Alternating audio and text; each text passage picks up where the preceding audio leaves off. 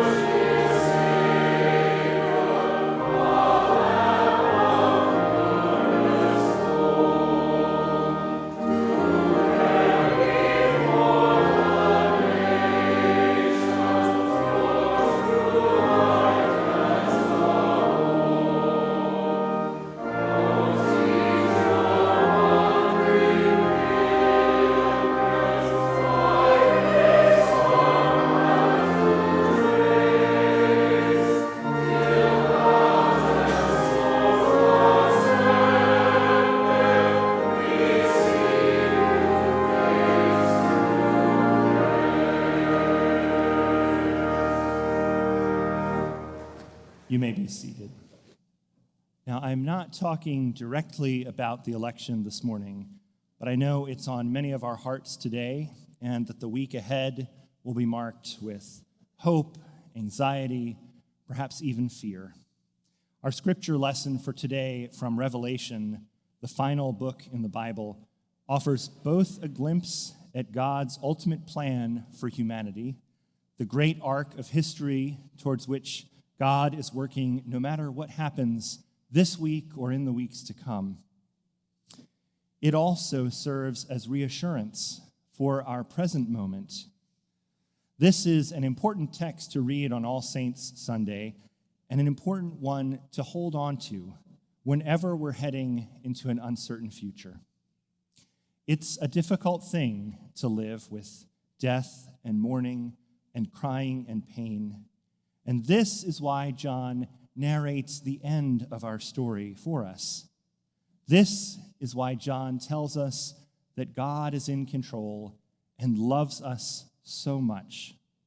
Knowing the end of the story equips us to live through suffering with perseverance, without falling into cynicism or despair, without becoming complicit in the systems that produce and benefit from that suffering, without losing hope. So listen now for what the Spirit is saying to the church. I saw a new heaven and a new earth, for the first heaven and the first earth had passed away, and the sea was no more. And I saw the holy city, the new Jerusalem, coming down out of heaven from God, prepared as a bride for her husband. And I heard a loud voice from the throne saying, "See, the home of God is among mortals. He will dwell with them. They will be his people, and God himself will be with them. He will wipe away every tear from their eyes. Death will be no more. Mourning and crying and pain will be no more, for the first things have passed away." And the one who was seated on the throne said, "See, I am making all things new," adding, "Write this, for these words are trustworthy and true," and saying to me, "It is done. I am the Alpha and the Omega, the beginning and the end." This is the word of the Lord. Thanks be to God. Jeff Tweedy is the lead singer of the band Wilco, and he recently talked about picking up his 6-year-old son from school after the terrorist attacks of September 11th, 2001. His family lived in Chicago, and out of an abundance of caution, the school was sending everyone home. In the car, Tweedy explained to his son what was going on, that there had been plane crashes and many people had died. I was basically just explaining what had happened, Tweedy said. My son sat quietly for a while and then said, "Everything in the world breaks." And I said, "Well, do you think that's a good thing or a bad thing?" And he said, "I think it's a very, very, very, very good thing." And I asked, "Why?" And he said, "Because if everything didn't break, the bad things would last forever." We can see with our very own lives that everything in this world breaks. We've watched with our own eyes the devastation of hurricane after hurricane this fall, homes and entire communities wiped away. Anyone in this room could tell you that our politics are broken as we witness the dehumanization and commodification of entire groups of people in order to win support and garner votes. We understand the reality that relationships can break. Words are said and actions are taken that tear apart our connections with one another. And we know all too well that hearts can break when our love isn't returned, when we see injustices prevail, and especially when we remember people dear to us who have died. In response to the brokenness in our world and in our lives, the first thing God says is, "I am making my home with you." Sometimes we see heaven as a sort of escape plan from our troubled lives on earth, but that's not how God sees it. God came to dwell among us in the person of Jesus while we were still sinners, while we were still broken. In that moment, heaven broke into our world. Jesus continues to break into our lives every single day, descending into this world to show us the depth and breadth of God's love for us. In the NBC series The West Wing, there's a moment in which Josh Lyman has just come to terms with the fact that he's experiencing post-traumatic stress syndrome. His boss, Leo McGarry, is a recovering alcoholic, sober for about 10 years, and he convinces Josh to see a counselor. Following the first session, Josh finds Leo waiting for him in the hallway. "How'd it go?" Leo asks. "He thinks I may have a fear of rectangles," Josh quips. "How did it go?" Leo asks again. After a beat, Josh comes clean, admits that he needs help and he's struggling. And in response, Leo launches into this story. This guy is walking down the street when he falls into a hole. The walls are so steep he can't get out. A doctor passes by, and the guy shouts up, "Hey, you, can you help me out? I'm stuck down here." The doctor writes a prescription, throws it in the hole, and goes on his way. Then a priest comes along, and the guy shouts up, "Father, I'm down in this hole. Can you help me out?" The priest writes out a prayer, throws it into the hole, and moves on.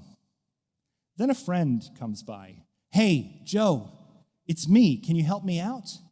And the friend jumps into the hole. Our guy says, "What are you, stupid? Now we're both down here." The friend says, "Yeah, but I've been down here before, and I know the way out." Perhaps that story sounds familiar, whether you've seen the show or not. It's more or less a modern retelling of Jesus' parable that we call the Good Samaritan. someone who goes out of their way to help a person who should be their enemy, someone who chooses to jump into the problems of another because maybe they've been in that kind of trouble themselves, someone who's willing to give their life in order to help another person in need. This is the beauty of the incarnation, of God choosing to take on human form, to dwell among us in the person of Jesus, to feel our pain, our struggle, our grief, to grieve with us, to celebrate with us. And whenever we do these kinds of things for others, whenever we choose to enter into their sorrow or pain or misfortune, we reflect God's incarnational love. See, the home of God is among mortals. God doesn't sit up on a throne in heaven watching us from afar. God doesn't run away from the difficulties and troubles of our lives. God is here among us, weeping with us, rejoicing with us, making a home in our very lives. And when God comes to earth, God sees our brokenness and says this, "See, I am making all things new. Not I have made, not I will make. I am making all things new." The promise is that the bad things won't last forever because God is continually remaking the world, remaking us. 2 weeks ago in our confirmation session, the confirmands put on safety goggles, picked up hammers, and used them to smash plates and mugs and teapots. And after doing this, they took the broken pieces of pottery and created mosaics from the shards. One group made a heart out of mug handles. The other formed their pieces into the shape of a cross. And the third group created a fascinating collection of patterns. I'm always enchanted by the creativity I see when we do this exercise. As we talked about the project, one of our students said, "Once something is broken, you can see what else it can become." Another art form we talk about sometimes in confirmation is called kintsugi. It's the Japanese practice of repairing broken pottery using gold. Rather than hiding the cracks and defects, it actually highlights them. Catherine and Jay Wolfe, in their book Suffer Strong, put it this way. The story of kintsugi, this style of pottery, may be the most perfect embodiment of all our trauma-shattered lives.